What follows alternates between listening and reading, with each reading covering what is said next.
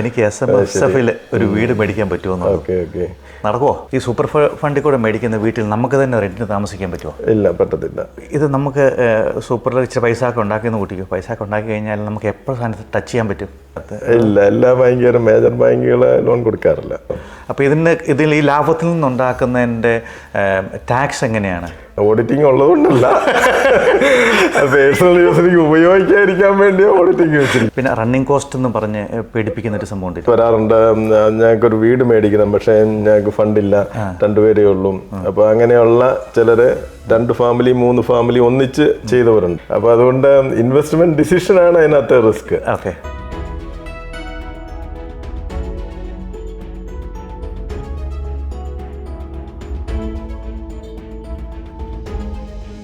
നമസ്കാരം, എല്ലാവർക്കും ജിൽസ് കിച്ചണിലേക്ക് സ്വാഗതം.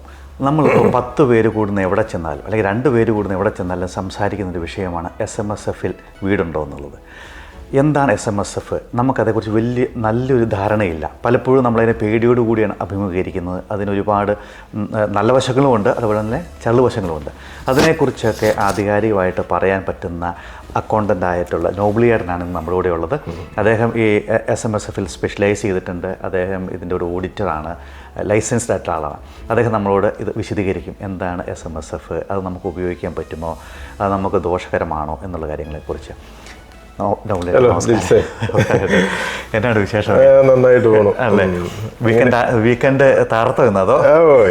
തകർക്കാൻ നല്ല വെതർ തന്നെ ഒരു തകർപ്പല്ലേ? അതെ അതെ. ആ, പിന്നെ ചെടികളുടെയൊക്കെ ഇലകള് കളർ മാറി തുടങ്ങി. ഓട്ടമുള്ളൂ അതിന്റെ കാണാൻ നല്ല അധികം താമസിയാതെ പക്ഷെ വിന്ററിലേക്ക് പോകും. അതെ അതെ, ഇതെല്ലാം ഇതിന്റെ ഒരു ഭാഗമാണ്. തണുപ്പാണ് ഇഷ്ടം അതോ ചൂടാണോ? എനിക്ക് തണുപ്പാണ് ഇഷ്ടം.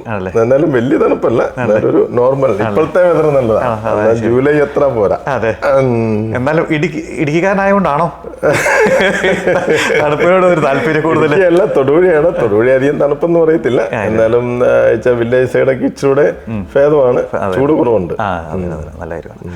ഇപ്പോൾ നമ്മുടെ ഓസ്ട്രേലിയയിൽ ഇടുക്കിയിൽ മാത്രമല്ല, കേരളത്തിൻ്റെ പല സ്ഥലത്തുനിന്നും അതേപോലെ തന്നെ ലോകത്തിന്റെ പല സ്ഥലത്തുനിന്നും ആൾക്കാർ വന്നിട്ടുണ്ട്. ഇപ്പം വന്നവർക്കൊക്കെ ഉള്ളൊരു സംശയം, ഞാനുൾപ്പെടെ സംശയമാണ്, എനിക്ക് SMSFിൽ ഒരു വീട് മേടിക്കാൻ പറ്റുമോ? നടക്കുമോ? ഇതൊരു കോമൺ ക്വസ്റ്റ്യൻ ആണ്. ഇപ്പൊ എന്റെ അടുത്ത് ടാക്സ് റിട്ടേൺ ഫയൽ ചെയ്യാൻ വരുന്ന ഒത്തിരി പേര് എന്നോട് ചോദിക്കാറുണ്ട്, എനിക്ക് ഒരു വീട് മേടിക്കാവോ SMSFിലും? അപ്പം വീട് മേടിക്കാവോ എന്ന് ചോദിച്ചാൽ എന്റെ ഫസ്റ്റ് ആൻസർ യെസ് എന്നാണ്. മനസ്സിലായോ? യെസ്, ഡെഫിനറ്റ്ലി ഒരു വീട് മേടിക്കാം. പക്ഷെ അതിന് പല പല കണ്ടീഷൻസ്, ഘടകങ്ങളുണ്ട്. പല ഘടകങ്ങളും മീറ്റ് ചെയ്യണം, അത്രയേ ഉള്ളൂ. ഡെഫിനറ്റ് ആയിട്ട് വീട് മേടിക്കും. ബേസിക് ആയിട്ടുള്ളൊരു ഘടകം ഏതാണ് വേണ്ടത്? ബേസിക് ആയിട്ടുള്ള ഘടകം എന്ന് പറയുന്നത് ഒരു ആവറേജ് ഫണ്ട് SMSFിൽ വേണം. പിന്നെ ജോലി ചെയ്യുന്നവരായിരിക്കണം, എന്നാലേ അതിനകത്തോട്ട് സൂപ്പർ വരത്തുള്ളൂ. അത് തന്നെ അതിന്റെ ബേസിക് ആയിട്ടുള്ള ആണല്ലേ. ഒരുപാട് ആൾക്കാർക്കൊരു പേടിയുണ്ട്, ഇത് വെരി എക്സ്പെൻസീവ് ആണ്, നമ്മൾ ചെയ്യുമ്പോൾ എന്തെങ്കിലും മിസ്റ്റേക്ക് പറ്റിക്കഴിഞ്ഞാൽ പൈസ മുഴുവൻ പോകും, റിട്ടയർമെൻറ്റ് നടക്കില്ല, 80 വയസ്സ് വരെ പണിയേണ്ടി വരും. അപ്പോൾ അങ്ങനെയൊക്കെ വരുമ്പോൾ ഇത് ഒരുപാട് നൂലാമാലകൾ പിടിച്ചിട്ട് സംഭവമാണോ ഈ SMSF? SMSF ഇറ്റ്സെൽഫ് എന്ന് പറയുവാണെങ്കിൽ അത് നൂലാമാലകൾ പിടിച്ച സംഭവമല്ല. ഫോർമേഷൻ കോസ്റ്റ് ഉണ്ട്, അത് ഒത്തിരി എക്സ്പെൻസീവ് അല്ല, ഡെഫിനറ്റ് ആയിട്ടുണ്ട്. പക്ഷെ അതുകൊണ്ട് ഫണ്ട് നഷ്ടപ്പെടുന്ന ഒരു സ്റ്റേജ് ഒന്നുമില്ല. ഫണ്ട് നഷ്ടപ്പെടുന്ന സ്റ്റേജ് എന്ന് പറഞ്ഞാൽ നമ്മുടെ ഇൻവെസ്റ്റ്മെന്റ് ഡിസിഷൻ റോങ് ആയി പോകുമ്പോഴാണ് ഫണ്ട് നഷ്ടപ്പെടുന്നത്. ഫോർ എക്സാമ്പിൾ, ഇപ്പം പെട്ടെന്ന് പൈസ ഉണ്ടാക്കാൻ വേണ്ടി ക്രിപ്റ്റോയിൽ ഇൻവെസ്റ്റ് ചെയ്യുന്നവരുണ്ട്. ഈ വർഷം 2-3 മില്യൺ കാണും, അടുത്ത വർഷം അത് മൈനസ് ആയിരിക്കും പലപ്പോഴും. മനസ്സിലായോ? അപ്പൊ അതുകൊണ്ട് ഇൻവെസ്റ്റ്മെന്റ് ഡിസിഷനാണ് അതിനകത്ത് റിസ്ക്. നമ്മുടെ സൂപ്പർ ഫണ്ട്, ഓസ്ട്രേലിയൻ സൂപ്പർ അല്ലെങ്കിൽ ഹെസ്ത, അങ്ങനെ ഒത്തിരി സൂപ്പർ ഫണ്ട് ഉണ്ട്, ഇൻഡസ്ട്രിയൽ സൂപ്പർ ഉണ്ട്. ഇപ്പൊ അതിനകത്ത് ഇൻവെസ്റ്റ് ചെയ്യുമ്പം എന്താ സംഭവിക്കുന്നത്? അതിനകത്ത് നമ്മുടെ ഒരു റിസ്ക് കാറ്റഗറി സെലക്ട് ചെയ്യുന്നുണ്ടല്ലേ? ആ റിസ്ക് കാറ്റഗറി സെലക്ട് ചെയ്യുമ്പം നമ്മൾ ഹൈ റിസ്കിൽ സെലക്ട് ചെയ്താൽ അവർ ഒത്തിരി വോൾട്ടൈൽ ഷെയറിൽ ഇൻവെസ്റ്റ് ചെയ്യുന്നു, അത് ഒത്തിരി വോൾട്ടൈൽ ആയിരിക്കും. അപ്പൊ അതിനകത്ത് ഇൻവെസ്റ്റ് ചെയ്യുമ്പം അതിനകത്ത് പ്രോഫിറ്റ് കൂടുതൽ കിട്ടാൻ വേണ്ടി ഇൻവെസ്റ്റ് ചെയ്യുന്നത്, അതുപോലെ തന്നെ കൂടുതൽ ലോസ് വരാനുള്ള റിസ്ക് ഉണ്ട്. അപ്പം ഇൻവെസ്റ്റ്മെന്റ് ഡിസിഷൻ റോങ് ആയിപ്പോയാൽ ഡെഫിനറ്റ്ലി അതിനകത്ത് റിസ്ക് ഉണ്ട്. നമ്മുടെയൊക്കെ സൂപ്പർ കിടക്കുന്നത് ജസ്റ്റ് നോർമൽ ആയിട്ടുള്ള രീതിയിൽ കിടക്കുന്നത്. അപ്പോൾ മിക്കവാറും എനിക്ക് തോന്നുന്നു ഇപ്പോൾ ഈ ഷെയർ മാർക്കറ്റ് താഴ്ന്നു പോയപ്പം വാല്യൂ കുറഞ്ഞിട്ടുണ്ട് അല്ലേ? അപ്പൊ സെയിം റിസ്ക് തന്നെയാണ് നമ്മൾ മാനേജ് ചെയ്താലും ഉണ്ടാവും. നമ്മൾ മാനേജ് ചെയ്താലും അങ്ങനെ തന്നെയാണ്. നമുക്ക് ഇല്ലീഗലായിട്ടുള്ള എവിടെ വേണേലും ഇൻവെസ്റ്റ് ചെയ്യാം, ലീഗലായിട്ടുള്ള എന്ത് ഇൻവെസ്റ്റ്മെന്റും നടത്താം. ഫോർ എക്സാമ്പിൾ ഞാൻ പറഞ്ഞില്ലേ, ക്രിപ്റ്റോയിൽ ഇൻവെസ്റ്റ് ചെയ്യുന്നവരുണ്ട്. അതുകൊണ്ട് ഷെയറിൽ ഇൻവെസ്റ്റ് ചെയ്യുന്നുണ്ട്, സെക്യൂരിറ്റി ഇൻവെസ്റ്റ് ചെയ്യുന്നുണ്ട്, റെസിഡൻഷ്യൽ പ്രോപ്പർട്ടി ഇൻവെസ്റ്റ് ചെയ്യുന്നവരുണ്ട്, പിന്നെ കൊമേഴ്ഷ്യൽ പ്രോപ്പർട്ടിയിൽ ഇൻവെസ്റ്റ് ചെയ്യുന്നവരുണ്ട്. അപ്പൊ ലിമിറ്റഡ് അല്ല, നമുക്ക് ലീഗലായിട്ടുള്ള ഇൻവെസ്റ്റ്മെന്റ് നടത്താൻ ഒരു ചില കണ്ടീഷൻസും റെസ്ട്രിക്ഷൻസും ഒക്കെ ഉണ്ട്. അത് പക്ഷേ ഡിഫറെന്റ് ടൈപ്പ് ഓഫ് പ്രോപ്പർട്ടിയിൽ നമുക്ക് ഇൻവെസ്റ്റ് ചെയ്യാം. ഈ സെൽഫ് മാനേജ് സൂപ്പർ ഫണ്ടിലേക്ക് വീട് മേടിക്കണം എന്നുണ്ടെങ്കിൽ അത് എങ്ങനെയാണ് അതിൻ്റെ ഫോർമേഷൻ? നമ്മൾ ട്രസ്റ്റ് അക്കൗണ്ട് ഉണ്ടാക്കണോ? ഒരു ട്രസ്റ്റിൽ നമുക്ക് എത്ര വീട് വരെ മേടിക്കാനായിട്ട് സാധിക്കും? സൂപ്പർ ഫണ്ട് ഉണ്ടാക്കണമെങ്കിൽ ഒരു ട്രസ്റ്റിംഗ് കമ്പനിയും വേണം. അതാണ് അതിൻ്റെ ഒരു ഫൗണ്ടേഷൻ, അതിൻ്റെ ഫോർമേഷൻ അതാണ്. അത് കഴിഞ്ഞ് ഓരോ വീടിനും നമ്മൾ ലോൺ ഉണ്ടെങ്കിൽ അതിനൊരു ബെയർ ട്രസ്റ്റ് ഉണ്ടാക്കുന്നുണ്ട്. അപ്പോൾ ആ ഒരു, അതായത് നമ്മളല്ല അത് ഡിസൈഡ് ചെയ്തിരിക്കുന്നത്. അത് ATO ആണ് self managed super fund manage ചെയ്യുന്നത്. ആ സെൽഫ് മാനേജ്ഡ് സൂപ്പർ ഫണ്ടിന്റെ ഒരു സിസ്റ്റം, ഒരു ലീഗൽ സ്ട്രക്ചർ അതാണ്. ആദ്യം നമ്മൾ കമ്പനിയാണ് തുടങ്ങുന്നത്, കമ്പനിയാണ് പിന്നെ ഇത് അല്ല, ആദ്യം കമ്പനി എന്നുള്ളതല്ല, ട്രസ്റ്റ് സെറ്റപ്പ് എന്ന് പറഞ്ഞാൽ കമ്പനിയും ട്രസ്റ്റും ഉണ്ട്. അത് കഴിഞ്ഞ് വീട് മേടിക്കുമ്പോൾ വേറൊരു ബെയർ ട്രസ്റ്റിന്റെ സെറ്റപ്പ് ഉണ്ട്. ഓക്കെ, അപ്പോൾ ഓരോ വീടിനും ഓരോ ബെയർ ട്രസ്റ്റ്. ലോൺ ഉണ്ടെങ്കിൽ തീർച്ചയായിട്ടും വേണം. അപ്പോൾ എല്ലാം സെപ്പറേറ്റ് ആയിട്ടാണ്? അതെ അതെ അതെ. അല്ലാതെ എല്ലാം അതായത് ഇത് ലിമിറ്റഡ് റീകോഴ്സ് ബോറോവിംഗ് എന്ന് പറയും, LRBA. അതായത് LRBA എന്ന് പറഞ്ഞാൽ ഒരു ഓരോ പ്രോപ്പർട്ടിയും ഇൻഡിവിജ്വൽ ആണ്, ലോണും ഇൻഡിവിജ്വൽ ആണ്. അപ്പൊ LRBA ലോൺ ആണെങ്കിൽ ആ ഫൈനാൻസിയർക്ക്, ആ ബാങ്കിന് അത് റീകോഴ്സ് ചെയ്യാൻ ആ പർട്ടിക്കുലർ പ്രോപ്പർട്ടിയെ മാത്രമേ പറ്റത്തുള്ളൂ. അല്ലാതെ അത് നമ്മളിപ്പോ സപ്പോസ് സൂപ്പർ ഫണ്ട് അതിനകത്ത് എന്തെങ്കിലും വീഴ്ച വരുത്തിയെന്ന് കരുതിയ പ്രീമിയത്തിന്, സൂപ്പർ ഫണ്ടിലുള്ള വേറൊരു പ്രോപ്പർട്ടി ബാങ്കിന് ടച്ച് ചെയ്യാൻ പറ്റത്തില്ല. അപ്പൊ അതിനു വേണ്ടിയുള്ള ATOയുടെ അറേഞ്ച്മെന്റ് ആണ്, സേഫ് ആക്കുന്ന അല്ലേ? നമ്മളിപ്പോൾ നാട്ടിൽ നിന്നൊക്കെ വന്നവരായാലും, അപ്പോൾ ഏത് ഭാഗത്ത് വന്നവരായാലും, നമ്മുടെ കയ്യിൽ ഇപ്പോൾ വന്നിട്ട് ഒരു 10 കൊല്ലമാണ് കൂട്ടിക്കുക, 10 കൊല്ലം ആയതാണെങ്കിലും പല ആൾക്കാരുടെ കയ്യിൽ ഒരു $40,000-50,000 വരെ അക്കൗണ്ടിലുള്ളൂ, മീൻസ് സൂപ്പറിലുള്ളൂ. കാരണം എന്ന് വെച്ച് കഴിഞ്ഞാൽ യങ് അയാൾക്ക് അവർ വന്നപ്പോൾ യങ് ഫാമിലി ആയിരുന്നു, ഫുൾ ടൈം ജോലി ചെയ്യാൻ പറ്റില്ല, അപ്പം പാർട്ട് ടൈം ജോലിയായിരിക്കും, അല്ലെങ്കിൽ പലപ്പോഴും ആരെങ്കിലും ഒരാൾ മിക്കവാറും വീട്ടിൽ വേണമല്ലോ പിള്ളേരെ നോക്കാനൊക്കെ ആയിട്ട്. അപ്പോൾ എമൗണ്ട് കുറവാണ്. അപ്പോൾ ഈ എമൗണ്ട് കുറഞ്ഞത് കൊണ്ട് എത്ര പേർക്ക് വരെ ജോയിൻ്റ് ആയിട്ട് പ്രോപ്പർട്ടി അല്ലെങ്കിൽ SMSF ഉണ്ടാക്കാൻ പറ്റും? നല്ലൊരു ക്വസ്റ്റ്യൻ ആണ്. കാരണം പലരും എൻ്റെ അടുത്ത് വരാറുണ്ട്, ഞങ്ങൾക്കൊരു വീട് മേടിക്കണം, പക്ഷേ ഞങ്ങൾക്ക് ഫണ്ടില്ല, 2 പേരേ ഉള്ളൂ. അപ്പോൾ അങ്ങനെയുള്ള ചിലര് 2 ഫാമിലി 3 ഫാമിലി ഒന്നിച്ച് ചെയ്തവരുണ്ട്. അതായത് മാക്സിമം 6 മെമ്പേഴ്സിന് വരെയും ചെയ്യാം. അല്ലെങ്കിൽ ചിലപ്പം മക്കള് ജോലിക്കാരുണ്ടെങ്കിൽ അവരെയും കൂടെ കൂട്ടി ചെയ്യുന്നവരുണ്ട്, അങ്ങനെയും ചെയ്യാം. അങ്ങനെ ഒരു 6 പേര് വരെ മാക്സിമം വരാം. ഓക്കെ, അപ്പോൾ അതിനു വേണ്ടി സെപ്പറേറ്റ് ട്രസ്റ്റ് ഉണ്ടാക്കി അത് വേറെ ട്രസ്റ്റ് ഉണ്ടാക്കണോ? അതോ അല്ലല്ല, ഒരു ട്രസ്റ്റിൽ തന്നെയാണ് 6 പേര് ആണല്ലേ? അതാണ് മാക്സിമം നമ്പർ എന്ന് പറഞ്ഞിരിക്കുന്നത്, 6 പേര്. പിന്നെ അതിനകത്ത് നമ്മൾ ഇടുന്ന എമൗണ്ട് അനുസരിച്ച് റേഷ്യോയിൽ വ്യത്യാസം വരും. അതെ, ഓരോരുത്തരും ഇപ്പം 6 പേർക്ക് ഇപ്പം ജസ്റ്റ് 2 പേരുടെ ഒരു എക്സാമ്പിൾ എടുക്കാം. ഒരാൾക്ക് 100K ആയിരിക്കും, ഒരാൾക്ക് 200K ആയിരിക്കും. അപ്പം 2+1 എന്ന് പറയുമ്പോൾ 3, 2/3% ഒരാൾക്കും 1/3% മറ്റേ ആൾക്കും. സിമ്പിൾ കാൽക്കുലേഷൻ പറഞ്ഞാൽ പ്രോഫിറ്റ് ആണെങ്കിലും ലോസ് ആണെങ്കിലും അങ്ങനെ തന്നെയാണ്, പ്രൊപ്പോർഷനേറ്റ് ആണ്. എത്ര ഫണ്ട് ഉണ്ടോ അതിന് പ്രൊപ്പോർഷനേറ്റ്. പിന്നെ നമുക്കുള്ളൊരു മറ്റൊരു സംശയം ഇതിൻ്റെ കോസ്റ്റാണ്. സാധാരണ നമ്മൾ പറഞ്ഞു കേട്ടിരിക്കുന്നത് വെരി കോസ്റ്റ്ലിയാണ് സെറ്റപ്പ് ചെയ്യാനും അതേപോലെ തന്നെ ഇത് റൺ ചെയ്യാനും. അത് എങ്ങനെയാണ് അതിന്റെ കോസ്റ്റ്? സെറ്റപ്പ് ചെയ്യുന്നതിന് കോസ്റ്റ്ലി എന്ന് പറഞ്ഞാൽ ഒരു 1 ടൈം കോസ്റ്റ് ആണ് അല്ലേ? അപ്പം 1 ടൈം കോസ്റ്റ് എന്ന് പറഞ്ഞാൽ ഇപ്പം ഒരു പ്രോപ്പർട്ടി മേടിക്കുന്ന സ്റ്റാമ്പ് ഡ്യൂട്ടി എന്ന് പറയുന്നത് 1 ടൈം കോസ്റ്റ് ഉണ്ട്. അതുപോലെ ഇതൊരു 1 ടൈം കോസ്റ്റ് ആണ്. 1 ടൈം കോസ്റ്റ് എന്ന് പറഞ്ഞാൽ അതിനകത്ത് ഇപ്പം ഡീഡ് ആയതുകൊണ്ട് സോളിസിറ്റേഴ്സ് ഇൻവോൾവ് ആണ് ഡീഡ് ഉണ്ടാക്കാൻ. അപ്പം പിന്നെ ഞങ്ങളെപ്പോലെ ഫൈനാൻഷ്യൽ പ്ലാനിങ് ലൈസൻസ് ഉള്ള ആരെങ്കിലും ഇൻവോൾവ് ആയിരിക്കും. പിന്നെ അതിനകത്ത് ഇൻവോൾവ് ആകുന്നത് സ്റ്റാമ്പ് ഡ്യൂട്ടി അല്ല, സ്റ്റാമ്പ് ഡ്യൂട്ടി ഇല്ല. പിന്നെ ഗവൺമെന്റ് ഫീസുകളുണ്ട്, ആസിക്കിന്റെ ഫീസ് ഉണ്ട്, പിന്നെ ടാക്സ് ഓഫീസിനുള്ള ഫീസ് ഉണ്ട്. അങ്ങനെ എല്ലാം കൂടെ വരുമ്പം ടാക്സ് ഓഫീസിന് ഫസ്റ്റ് ഇയറില്ല, റൺ ചെയ്യുമ്പോഴേ അതിന് ഫീസ് ഉള്ളൂ.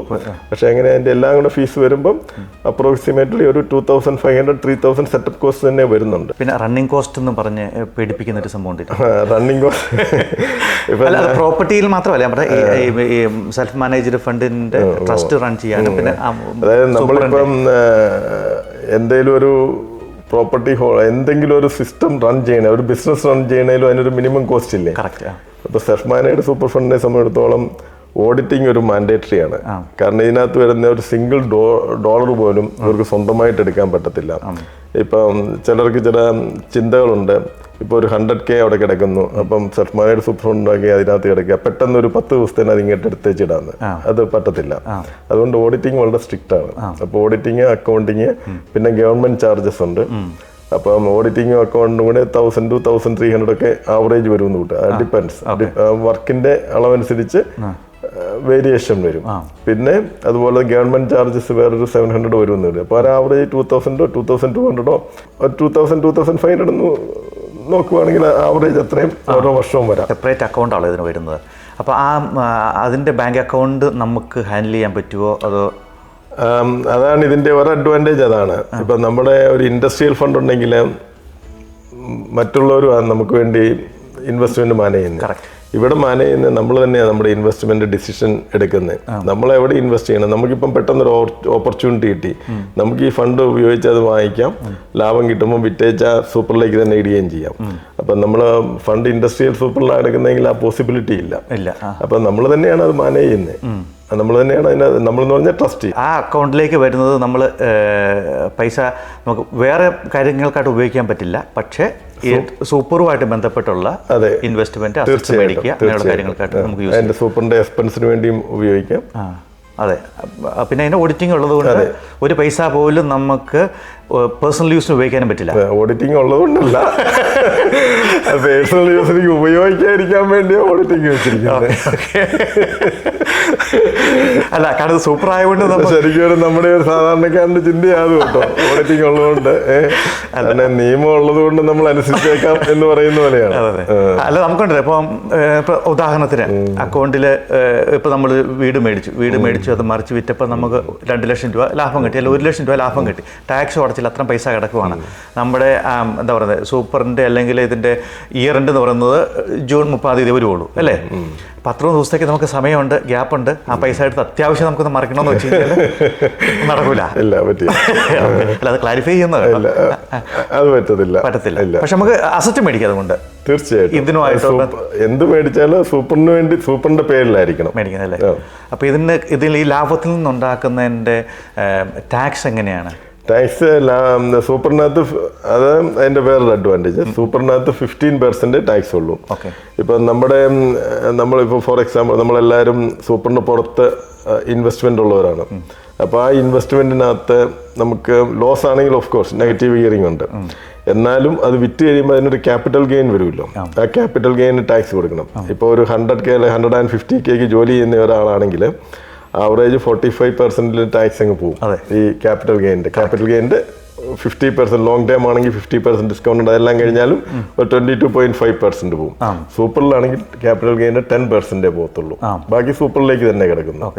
അതുപോലെ ക്യാപിറ്റൽ ഗെയിൻ അല്ലാത്ത ഒരു ഇൻകം ആണെങ്കിൽ 15% വരുന്നുള്ളൂ. ഇപ്പം നമ്മുടെ മാർജിനൽ ടാക്സ് എന്ന് പറയുന്നത് 40-45 ആണെങ്കിൽ നമ്മുടെ പേഴ്സണൽ ഇൻകത്തിൽ വരുമ്പോൾ ആ റേറ്റിലാവും. നമ്മുടെ മാർജിനൽ ടാക്സ് റേറ്റിലാണ് അത് പോകുന്നത്. അതെ, കറക്റ്റ്. ഇപ്പോൾ നമ്മുടെ വിക്ടോറിയയിലേക്ക് ലാൻഡ് ടാക്സ് കാര്യങ്ങളെന്നൊക്കെ പറയുന്നുണ്ടല്ലോ, അത് ഇതിനെ ബാധിക്കുമോ? തീർച്ചയായിട്ടും ലാൻഡ് ടാക്സ് ഉണ്ട് ഇവിടെ. ആണല്ലേ? അപ്പോൾ ഈ സൂപ്പറിൽ നമ്മൾ മേടിച്ചാലും ഈ ലാൻഡ് ടാക്സ് ഉണ്ട്. ഈ വർഷം തൊട്ട് ഇത് കാണുന്നുണ്ട്. കാര്യം ഈ പ്രോപ്പർട്ടി സൂപ്പർ ഫണ്ടിന്റെ പേരിലാണ്, ഇൻഡിവിജ്വലിന്റെ പേരിലല്ല. ഒരു ട്രസ്റ്റ് അക്കൗണ്ടിൽ എത്ര പ്രോപ്പർട്ടി വരെ മേടിക്കാനായിട്ട് സാധിക്കും? ഓക്കെ, സൂപ്പർ ഫണ്ടിൽ നമുക്ക് എത്ര പ്രോപ്പർട്ടി വേണേലും മേടിക്കാം. പക്ഷെ ലോൺ ഉണ്ടെങ്കിൽ ഓരോ പ്രോപ്പർട്ടിക്കും നമ്മളൊരു ബെയർ ട്രസ്റ്റ് ഉണ്ടാക്കണം. ലോൺ ഉണ്ടെങ്കിൽ. ലോൺ ഇല്ലെങ്കിൽ ഇറ്റ്സ് ഓക്കെ. പക്ഷെ നമ്മുടെ പൈസ വേണം. പൈസയും വേണം, അതേപോലെ തന്നെ ബാങ്ക് ലോൺ അല്ലെങ്കിൽ വല്ലൊരു ലോൺ തരണം. അതെ. പക്ഷെ അതിനകത്ത് എല്ലാ ബാങ്കുകാരും ലോൺ കൊടുക്കാറുണ്ടോ? ഇതിനകത്ത് ഇല്ല, എല്ലാ ബാങ്കുകാരും മേജർ ബാങ്കുകൾ ലോൺ കൊടുക്കാറില്ല. ഈ സൂപ്പർ ഇല്ല, സെൽഫ് മാനേജ് സൂപ്പർ ഫണ്ട് അല്ലേ? അപ്പോൾ അത് അങ്ങനെ കൊടുക്കുന്ന ബാങ്കുകാരുമായിട്ട് വേണം ചെയ്യാനായിട്ട്. പിന്നെ ഇൻട്രസ്റ്റ് റേറ്റും കൂടുതലാണെന്ന് തോന്നുന്നില്ലേ? ഇൻട്രസ്റ്റ് റേറ്റ് സാധാരണ ഒരു ബിസിനസ് ലോണല്ല, ഒരു ഇൻവെസ്റ്റ്മെന്റ് ലോൺ. അതിനൊക്കെ ഇപ്പോഴത്തെ ഒരു ആവറേജ് റേറ്റ് എന്ന് പറഞ്ഞാൽ 7 to 7.2%. ഒരു ആവറേജ് 7.2% എക്സ്പെക്ട് ചെയ്യേണ്ടി വരും ആസ് ഓൺ ടുഡേ. ആണല്ലേ? അതായത് മറ്റേതിൽ നിന്ന് 1% കൂടുതൽ വരും. അല്ലാതെ ടാക്സ് റിട്ടേൺ വേണം. നമ്മളിപ്പോ ഒരു ബിസിനസ് ഉണ്ടെങ്കിൽ വേറെ കമ്പനി അല്ലേ, ആ കമ്പനിക്ക് ടാക്സ് റിട്ടേൺ കൊടുക്കണ്ടേ? അതുപോലെ തന്നെ ഇതിന് ടാക്സ് റിട്ടേൺ വേണം. ഉണ്ട്, തീർച്ചയായിട്ടും. നമ്മുടെ ഇൻഡിവിജ്വലായിട്ട് യാതൊരു ബന്ധവുമില്ല. അത് സെപ്പറേറ്റാ. പിന്നെ നമ്മുടെ ഇൻഡിവിജ്വൽ ടാക്സ് റിട്ടേൺ ഇതുമായിട്ട് യാതൊരു കണക്ഷനും ഇല്ല. എക്സാമ്പിൾ ഇൻഡിവിജ്വലിന്റെ റേറ്റ് ആയിരിക്കില്ല കമ്പനിയുടെ ഇൻകത്തിന്. അതുപോലെ ഇതിനും അതിൻ്റെതായ ചെറിയ വ്യത്യാസം. ഇത് നമുക്ക് സൂപ്പറിൽ ഇച്ചിരി പൈസ ഒക്കെ ഉണ്ടാക്കിയെന്ന് കൂട്ടിക്കും. പൈസ ഒക്കെ ഉണ്ടാക്കി കഴിഞ്ഞാൽ നമുക്ക് എപ്പോഴും ടച്ച് ചെയ്യാൻ പറ്റും. ഇതാണ് എല്ലാവർക്കും വേണ്ടത്, എപ്പം ടച്ച് ചെയ്യും. ഓക്കെ, അത് റിട്ടയർ ചെയ്താൽ പിന്നെ ആരോടും ചോദിക്കണ്ട. 55 തൊട്ട് ഒരു നമ്മുടെ ഒരു സ്കീമുണ്ട്. പക്ഷെ 65 ആണെങ്കിൽ റിട്ടയർ ചെയ്ത് കഴിഞ്ഞാൽ അതിനകത്തൊരു ഇഷ്യൂ വരുന്നില്ല. അപ്പം നോർമലി നമുക്ക് 65 എന്ന് വെച്ചോ. ഈ സൂപ്പർ ഫണ്ടിൽ കൂടെ മേടിക്കുന്ന വീട്ടിൽ നമുക്ക് തന്നെ റെന്റിന് താമസിക്കാൻ പറ്റുമോ? ഇല്ല, പറ്റത്തില്ല. നമുക്ക് പറ്റത്തില്ല, നമ്മുടെ റിലേറ്റീവ്സിന് പറ്റത്തില്ല. ശരി, അങ്ങനെ റിലേറ്റീവ്സിന്റെ പ്രോപ്പർട്ടി നമ്മൾ വാങ്ങിക്കാൻ പറ്റത്തില്ല. അങ്ങനെ കുറെ റെസ്ട്രിക്ഷൻസ് ഉണ്ട്. നമ്മൾ വിൽക്കുമ്പോൾ റിലേറ്റീവ്സിലേക്ക് ഹാൻഡ് ഓവർ ചെയ്യാൻ പറ്റത്തില്ല. ഓക്കെ, ഇതിൻ്റെ ഉള്ള അഡ്വാൻറ്റേജ് എന്താണ് ഈ സെൽഫ് മാനേജ് സൂപ്പർ ഫണ്ട് കൊണ്ട്? ഓക്കെ, അഡ്വാൻറ്റേജ് എന്ന് പറഞ്ഞാൽ മെയിൻ ആയിട്ടുള്ള അഡ്വാൻറ്റേജ് എനിക്ക് തോന്നുന്നത്, ഞാനത് പറഞ്ഞൊന്നും ഓർക്കുന്നില്ല. നമ്മുടെ ഫണ്ട് നമുക്ക് തന്നെ മാനേജ് ചെയ്യാം എന്നുള്ളതാണ് മെയിൻ ആയിട്ടുള്ള അഡ്വാൻറ്റേജ്. ഇപ്പം ഓസ്ട്രേലിയൻ സൂപ്പർ പോലെയുള്ള ഒരു ഇൻഡസ്ട്രിയൽ സൂപ്പർ കിടക്കുവാണെങ്കിൽ അത് മറ്റുള്ളവരാണ് നമുക്ക് വേണ്ടി മാനേജ് ചെയ്യുന്നത്. ഇവിടെ ഇപ്പം നമ്മുടെ കയ്യിലാണ് ഫണ്ട് കിടക്കുന്നതെങ്കിൽ നമ്മുടെ ഫണ്ട് നമ്മൾ തന്നെ കൺട്രോൾ ചെയ്യുന്നു. നമുക്കൊരു ഇൻവെസ്റ്റ്മെന്റ് ഓപ്പർച്യൂണിറ്റി വന്നു, അപ്പോൾ ഇമ്മീഡിയറ്റ് ആയിട്ട് നമുക്ക് ഡിസിഷൻ എടുക്കാം. മറ്റേത് ആ പോസിബിലിറ്റി ഇല്ല. പിന്നെ രണ്ടാമത്തെ ഒരു മെയിൻ അഡ്വാൻറ്റേജ് എന്ന് പറയുന്നത് ഇതിനകത്തൊരു ലോണിനുള്ള പോസിബിലിറ്റി ഉണ്ട്. അപ്പം ഫോർ എക്സാമ്പിൾ ഇപ്പം ചോദിച്ചില്ലേ പ്രോപ്പർട്ടി മേടിക്കാൻ പറ്റുമോ? അപ്പം പ്രോപ്പർട്ടി മേടിക്കാൻ ഒരു ലോൺ വേണമെങ്കിൽ LRBA limited requires borrowing arrangement എന്ന് പറഞ്ഞ ഒരു ലോണിനുള്ള ഫെസിലിറ്റി ഉണ്ട് അതിനകത്ത്. അതാണ് മറ്റൊരു അഡ്വാൻറ്റേജ്. അപ്പം അത് വലിയ അഡ്വാൻറ്റേജ് കേട്ടോ. അതെ, കാരണം എനിക്ക് തോന്നുന്നു നമ്മളിപ്പോൾ ഒരു കമ്പനിയിൽ ഇപ്പം $100 ഇട്ട് കഴിഞ്ഞാൽ $100 ഗ്രോത്തേ ഉള്ളൂ. പക്ഷെ ഒരു പ്രോപ്പർട്ടിയിലാണ് നമുക്ക് $100 ഉള്ളൂ. പക്ഷെ ബാങ്ക് ഒരു $1000 കൂടെ തരുവാണെങ്കിൽ ഈ 9% ഗ്രോത്ത് അല്ലെങ്കിൽ 10% ഗ്രോത്ത് കിട്ടുന്ന ഈ $1000 ബെനിഫിഷ്യറി നമുക്കാകാനായിട്ട് സാധിക്കും അല്ലേ? അത് ഇൻവെസ്റ്റ്മെന്റ് നമ്മുടെ ഡിസിഷൻ പോലെ ഇരിക്കും. പിന്നെ ഗവൺമെന്റ് എപ്പോഴും സപ്പോർട്ട് ചെയ്യുന്ന എപ്പോഴും പറയും ഡൈവേഴ്സിഫൈ ചെയ്യാൻ. അതായത് എല്ലാം ഒരു ബാസ്ക്കറ്റിൽ ഇടരുത് എന്നുള്ള ഒരു പ്രിൻസിപ്പിളാണ് അവർ പറയുന്നത്. അത് ട്രസ്റ്റീസ് ആണ് ഡിസൈഡ് ചെയ്യേണ്ടത്. അപ്പോൾ എപ്പോഴും ഏറ്റവും എൻകറേജ് ചെയ്യുന്ന ഡൈവേഴ്സിഫൈഡ് ആയിട്ടുള്ള ഇൻവെസ്റ്റ്മെന്റ് ആണ്. ഹാഫ് നമ്മൾ സൂപ്പർ കിടക്കുന്നു, പിന്നെ ഹാഫ് നമ്മൾ നമ്മുടെ സെൽഫ് മാനേജ്മെന്റിൽ യൂസ് ചെയ്യുന്നു. സൂപ്പർ എന്ന് പറഞ്ഞാൽ ഇൻഡസ്ട്രിയൽ സൂപ്പർ, മറ്റേ സെൽഫ് മാനേജ്. കാരണം രണ്ട് സൂപ്പറാണ് എന്റെ പേര്. അപ്പൊ അതങ്ങനെ സ്പ്ലിറ്റ് ചെയ്ത് നമ്മൾ ചെയ്യുന്നതിൽ നമുക്ക് എന്തെങ്കിലും ചാർജസിൽ അതിനകത്ത് ഡിസഡ്വാൻറ്റേജും അഡ്വാൻറ്റേജും ഉണ്ട്. ഡിസഡ്വാൻറ്റേജ് എന്ന് പറഞ്ഞാൽ നമ്മൾ അവരുടെ ഫീസ് കൊണ്ട് നമ്മൾ കൊടുക്കണം ഓരോ വർഷമുള്ള. അവർക്ക് ഫീസ് കുറവായിരിക്കും, കാരണം അവർക്ക് വോളിയം കൂടുതലുകൊണ്ട് നോർമലി ഫീസ് കുറവായിരിക്കും. ഇവിടുത്തെ ഫീസ് ഓൾറെഡി പൊയ്ക്കൊണ്ടിരിപ്പുണ്ട്. ഇപ്പം മലയാളികൾക്ക് കണ്ടിരിക്കുന്ന എല്ലാവർക്കും ഇൻഷുറൻസ് ഉള്ളവരാണ് സൂപ്പറിൽ. എപ്പോഴും ഇൻഡസ്ട്രിയൽ സൂപ്പറിൽ ഇൻഷുറൻസിന്റെ പ്രീമിയം കുറവാണ്. അപ്പൊ അത് കമ്പയർ ചെയ്ത് നോക്കുക, പ്രീമിയം ആണോ അത് കണ്ടിന്യൂ ചെയ്യുന്നതാണോ ലാഭം, അങ്ങനെയുള്ള ഒരു ഇൻഷുറൻസ് അഡ്വൈസറുമായിട്ട് ചെക്ക് ചെയ്ത് കഴിഞ്ഞാൽ അത് കറക്റ്റായിട്ട് കിട്ടും. ഏതാ പ്രീമിയം ലാഭം എന്നുള്ളത് നോക്കുക, അതനുസരിച്ച് കണ്ടിന്യൂ ചെയ്യണോ വേണ്ടയോ എന്നുള്ളത് തീരുമാനിക്കുക. പക്ഷേ നമ്മുടെ ഈ സൂപ്പറിൽ നിന്ന് കിട്ടുന്ന ഇൻഷുറൻസിന് നമ്മൾ പേ ചെയ്യുന്നുണ്ടല്ലോ അല്ലേ? തീർച്ചയായിട്ടും ഉണ്ട്. പക്ഷെ അവർക്ക് പ്രീമിയം കുറഞ്ഞ് കിട്ടാൻ കാരണം എന്ന് വെച്ചാൽ അവർ വലിയൊരു വോളിയം ചെയ്യുന്നുണ്ട്. അപ്പോൾ അതുകൊണ്ട് ഇൻഷുറൻസ് അതിനകത്ത് നല്ലൊരു റേറ്റിൽ അവർക്ക് കിട്ടും. എനിക്ക് തോന്നുന്നു നമ്മുടെ പല ആൾക്കാർക്കും അറിയത്തില്ല നമ്മൾ സൂപ്പറിൽ നിന്ന് കിട്ടുന്ന ഇൻഷുറൻസ് ഫ്രീ ആണെന്നോ? അല്ല, ഫ്രീ അല്ല. പുറത്തുള്ളതിനേക്കാളും പ്രീമിയം ഇച്ചിരി കുറവുണ്ടെന്നുള്ളത് കാര്യം. ഇപ്പം ഇത് നമ്മളിപ്പോൾ പറയുന്ന SMSFനെ കുറിച്ച് ജനറൽ ആയിട്ടുള്ള കാര്യങ്ങളാണ്. അപ്പോൾ അത് എനിക്ക് തോന്നുന്നത് നമുക്ക് വളരെ ഇൻഫോർമേറ്റീവായിട്ടുള്ള കാര്യങ്ങളാണ് നോബിലേട്ടൻ പറയുന്നത്. നോബിലേട്ടന് അക്കൗണ്ടിങ്ങിൽ ഒരുപാട് നാളായിട്ട് ജോലി ചെയ്യുന്ന ഓസ്ട്രേലിയയിൽ രജിസ്ട്രേർഡ് ആണ്. അതേപോലെ തന്നെ SMSFൻ്റെ സൂപ്പർ ചെയ്യുന്നതിൻ്റെ ഓഡിറ്ററും കൂടിയാണല്ലേ? അതെ. അപ്പോൾ അങ്ങനെ ആധികാരികമായിട്ട് ഇതേക്കുറിച്ച് അറിയുകയും ചെയ്യാം. അതേപോലെ തന്നെ ആൾക്കാരെ SMSF സെറ്റപ്പ് ചെയ്യാനൊക്കെയായിട്ട് ഹെൽപ്പ് ചെയ്യുന്നുണ്ട്. ഒരു കാര്യം പ്രത്യേകം ശ്രദ്ധിക്കാനുള്ളത്, ഇതിന് അഡ്വാൻറ്റേജും ഡിസഡ്വാൻറ്റേജും ഉണ്ട്. നമ്മൾ വളരെ കെയർഫുള്ളായിട്ട് നമ്മളത് ചെയ്യണം. റിസ്ക് ടേക്കിംഗ് ആണിത്. ഇതാർക്കെങ്കിലും ഉപകാരപ്പെടുമെന്ന് നിങ്ങൾക്ക് തോന്നുവാണെങ്കിൽ, അത് നിങ്ങൾക്ക് തന്നെ ഇത് ഉപകാരപ്പെടുന്നെന്ന് കണ്ടു കഴിഞ്ഞാൽ ഷെയർ ചെയ്യാനായിട്ട് മറക്കരുത്. അത് ലൈക്ക് ചെയ്യുക, കമൻറ്റ് ചെയ്യുക. ഇതിനകത്ത് ഏതൊക്കെയായാലും നമ്മുടെ നോബിളിയേട്ടൻ്റെ ഡീറ്റെയിൽസ് എല്ലാം കൊടുക്കും. അപ്പോൾ കൊടുക്കുമ്പോൾ നിങ്ങൾക്ക് സംശയം ഉണ്ടെങ്കിൽ നോബിളിയേട്ടുമായിട്ട് കോൺടാക്റ്റ് ചെയ്യാവുന്നതാണ്. എന്ത് കാര്യങ്ങൾക്കും എന്ത് സംശയത്തിനും നോബിളിയേട്ടൻ റെഡിയാണ് അത് ചെയ്തു തരാനായിട്ട്. നോബിളിയേട്ട ഒന്ന് കൺക്ലൂഡ് ചെയ്തു എല്ലാം കൂടെ. ഇപ്പം നമ്മുടെ മെയിൻ ക്വസ്റ്റ്യൻ എന്ന് പറയുന്നത് ഒരു വീട് മേടിക്കാൻ പറ്റുമോ എന്നുള്ളതാണ്. വീട് മേടിക്കാൻ പറ്റുമോ എന്നുള്ളത് ഞാൻ പറഞ്ഞു, എസ് ഓർ നോ ക്വസ്റ്റ്യൻ അല്ല. പക്ഷേ വീട് മേടിക്കാം. പിന്നെ അതിനകത്തൊരു ക്രൈറ്റീരിയ ആണ്. ഇപ്പം പറഞ്ഞ പോലെ ഒരാൾക്ക് തന്നെ ഫണ്ട് ഇല്ലെങ്കിൽ 2-3 ഫാമിലി കൂടി മാക്സിമം 6 മെമ്പേഴ്സ് വരെ ആകാം. അല്ലെങ്കിൽ പിള്ളേർ ജോലിക്കാരൻ്റെ അവരെ കൂടെ കൂട്ടിയാകാം. അതാണ് ഒരു പോസിബിലിറ്റീസ്. ജസ്റ്റ് ഒരു എക്സാമ്പിൾ പറയുകയാണെങ്കിൽ നമുക്കൊരു 200K സൂപ്പറിലുണ്ടെന്ന് കരുതുക. 500Kയുടെ വീട് മേടിക്കുക. ജസ്റ്റ് ഒരു പെട്ടെന്ന് കിട്ടാനുള്ള ഒരു എക്സാമ്പിൾ പറഞ്ഞാൽ, അപ്പം അതിൻ്റെ ഡിഫറൻസ് നോക്കുമ്പോൾ 300K ലോൺ എടുക്കണം. അപ്പോൾ ആ ലോണിന് എത്ര ഇൻട്രസ്റ്റ് വരും എന്നുള്ളത് കാൽക്കുലേറ്റ് ചെയ്ത് നോക്കുക. അപ്പം അതിനകത്ത് എത്ര റെന്റ് കിട്ടാൻ പോസിബിലിറ്റി ഉണ്ടെന്ന് നോക്കുക. അപ്പോൾ അതിനകത്ത് ആ റിസ്ക് എടുക്കുന്നതനുസരിച്ച് ചിലപ്പോൾ ഒരു പക്ഷേ ഓരോ വർഷവും നഷ്ടത്തിൽ പോകാനുള്ള സാധ്യത കാണും. ആ നഷ്ടത്തിൽ പോയാൽ 10 വർഷം കഴിയുമ്പോൾ അതിന് ക്യാപിറ്റൽ അപ്രീസിയേഷൻ നിങ്ങൾ എക്സ്പെക്ട് ചെയ്യുന്നുണ്ടോ, ഗ്രോത്ത് ഉണ്ടാകാൻ സാധ്യതയുള്ള സ്ഥലമാണോ, ഇങ്ങനെയുള്ള പല ക്രൈറ്റീരിയ നോക്കിയിട്ടാണ് ട്രസ്റ്റീസ് അത് ഇൻവെസ്റ്റ് ചെയ്യുന്നത്, സെലക്ട് ചെയ്യുന്നത്. അപ്പം വീടാണേലും പല ഓസ്ട്രേലിയയിൽ എവിടെ വേണം, ഇപ്പം ഇന്ന സ്റ്റേറ്റിൽ വേണമെന്ന് നിർബന്ധമൊന്നുമില്ല, എവിടെ വേണേലും മേടിക്കാം. അതുപോലെ തന്നെ വീട് മേടിക്കണമെന്ന് തന്നെ നിർബന്ധമില്ല. മറ്റു പല ഇൻവെസ്റ്റ്മെന്റുകളും, ഷെയർ, സെക്യൂരിറ്റി, അതുപോലെ ബാങ്കിൽ, അതുപോലെ ഏത് രീതിയിലുള്ള ഈവൻ ക്രിപ്റ്റോയിൽ വരെ ഇൻവെസ്റ്റ് ചെയ്യുന്നവരുണ്ട്. പക്ഷേ ക്രിപ്റ്റോയിലൊന്നും എൻ്റെ ഒരു ക്ലയൻസിനെ ഞാൻ ക്രിപ്റ്റോയിൽ ഇൻവെസ്റ്റ് ചെയ്യാൻ എൻകറേജ് ചെയ്യാറില്ല. കാരണം അതിനകത്ത് ഒത്തിരി പോവും. പിന്നെ അതിനകത്ത് ഡോക്യുമെന്റ്സ് കറക്റ്റ് അല്ലെങ്കിൽ ഓഡിറ്റ് ചെയ്ത് കിട്ടാൻ ബുദ്ധിമുട്ടാണ്.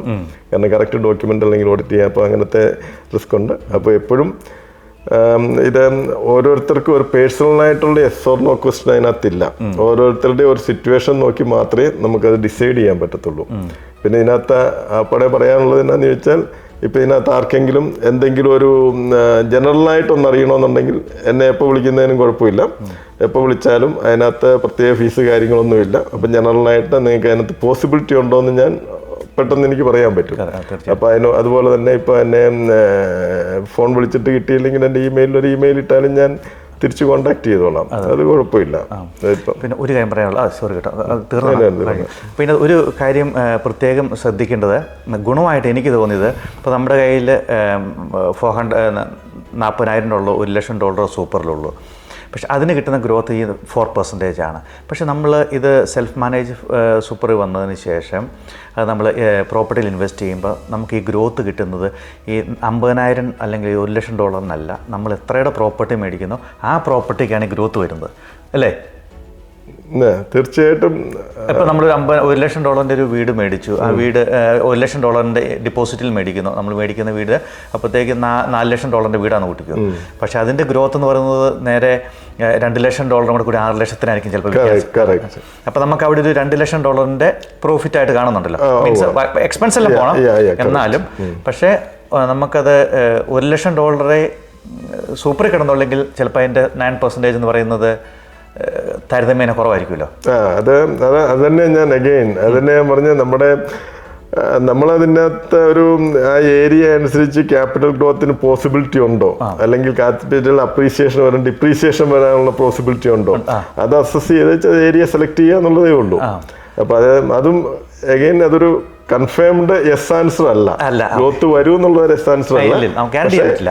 നമ്മുടെ ഒരു തിങ്കിങ്ങിൽ അതിനുള്ള പോസിബിലിറ്റീസ് ഉണ്ട്. അതെ. കാരണം മറ്റു പ്രശ്നം വെച്ചാൽ ഇപ്പം നമ്മളെല്ലാം തന്നെ, എല്ലാവരും എന്ന് പറയുന്നില്ല, മലയാളികളെല്ലാം വന്നത് ഒരു 25 വയസ്സിന് ശേഷം ഒരു 30 വയസ്സോട് കൂടിയൊക്കെ തന്നെയാണ്. അപ്പം ഇപ്പോൾ 50 വയസ്സടുത്ത ഒരുപാട് ആൾക്കാരുണ്ട്. അപ്പോൾ അവർക്ക് ഇച്ചിരി ഏർലി റിട്ടയർമെൻറ്റ് ചെയ്യണമെന്ന് വെച്ചാൽ നടക്കൂല. കാരണം ആവശ്യത്തിന് പൈസ ഇല്ലല്ലോ സൂപ്പറിൽ. 10,000, 40,000, 50,000, $1,00,000 മാക്സിമം കാണുള്ളൂ. ചില ആൾക്കാർക്കേ ഉള്ളൂ കേട്ടോ. കാരണം പല ഘടകങ്ങളുള്ളതുകൊണ്ട്. അപ്പം അങ്ങനെയുള്ള ആൾക്കാർക്ക് ചെറിയൊരു ബൂസ്റ്റ് കിട്ടുന്നത് ഒരു പക്ഷേ പ്രോപ്പർട്ടിയിൽ ഇൻവെസ്റ്റ് ചെയ്യുന്നതായിരിക്കും. അതുകൊണ്ട് നമ്മൾ ഒരുപാട് പേടിക്കേണ്ട കാര്യമില്ല. പക്ഷേ കറക്റ്റ് സ്ട്രാറ്റജി ഉണ്ടായിരിക്കണം. ഇതേക്കുറിച്ച് പഠിച്ചിട്ടുള്ള ആൾക്കാരുമായിട്ട് വേണം ഇത് എപ്പോഴും ചെയ്യാനായിട്ട്, പ്രൊഫഷണൽ ആയിട്ടുള്ള ആൾക്കാരല്ലേ? തീർച്ചയായിട്ടും. അല്ലാതെ പോയി എവിടെയെങ്കിലും ചാടിക്കഴിഞ്ഞാൽ, അല്ലാതെ ചിലപ്പം ലൈസൻസ് ഇല്ലാത്തവരാണെങ്കിൽ ഒരു പക്ഷേ പൈസയ്ക്ക് ഇനീഷ്യൽ $1,000 അല്ലെങ്കിൽ $500 ഒരു സേവിങ്സ് കാണും കിട്ടും. പക്ഷേ അതിനകത്ത് അതനുസരിച്ച് കാര്യങ്ങൾ ബെറ്റർ ആയിട്ട് പോകണമെന്ന് നിർബന്ധമില്ല. ഇല്ല. അപ്പോൾ അതുകൊണ്ട് അങ്ങനെയുള്ള കാര്യങ്ങളൊക്കെ നമ്മൾ പ്രത്യേകം ശ്രദ്ധിക്കണം കേട്ടോ.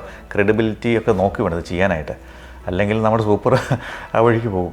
ഇപ്പം എൻ്റെ അടുത്ത് ഇപ്പം ചോദിച്ചില്ലേ എനിക്ക് സൂപ്പർ ചെയ്യാൻ പറ്റുമെന്ന്. ഇപ്പം എനിക്ക് പറയാം സൂപ്പർ ചെയ്യാൻ പറ്റും. കാരണം സൂപ്പർ ചെയ്തായിട്ട് എനിക്ക് ഫീസ് മേടിച്ചാൽ പോലെ. പക്ഷെ ഞാൻ എൻ്റെ അടുത്ത് വരുന്നവരെ അതിനകത്ത് അവര് ബോധ്യപ്പെട്ട് കഴിഞ്ഞിട്ട് നമ്മൾ സെറ്റപ്പ് ചെയ്യത്തുള്ളൂ. അപ്പോൾ ഇത്തരം കാര്യങ്ങളൊക്കെയാണ് പറയാനുള്ളത്. ഇത്തരം കാര്യങ്ങളൊക്കെയാണ് നമുക്ക് ശ്രദ്ധിച്ച് ചെയ്യേണ്ടതും. ഇത് പേടിക്കേണ്ട ഒരു സംഭവമല്ല എന്നുള്ളതാണ്. ഇതിൻ്റെ അകത്തെ നിയമങ്ങളും കാര്യങ്ങളും ഉണ്ട്. പക്ഷേ അത് ചെയ്യാനായിട്ടുള്ള സിസ്റ്റം കൂടിയുണ്ട്. അത് ചെയ്യാനായിട്ടുള്ള ആൾക്കാരും ഉണ്ട്. നമുക്കിവിടെ ഓസ്ട്രേലിയയിൽ അവൈലബിൾ ആണ്. അപ്പം എല്ലാവരും SMSFൽ നിങ്ങളുടെ റിസ്ക് അനുസരിച്ച് പൈസ ഇൻവെസ്റ്റ് ചെയ്യുക. ഒരുപാട് പൈസ ഉണ്ടാകട്ടെ. നിങ്ങളെല്ലാം മില്ലിയനേഴ്സ് ആയിട്ട് റിട്ടയർ ചെയ്യുക, അല്ലേ? അതിനായിട്ട് എല്ലാവരെയും ദൈവം അനുഗ്രഹിക്കട്ടെ. താങ്ക് യു കേട്ടോ. താങ്ക് യു കേട്ടോ, നൗലി ചേട്ടാ. Thank you.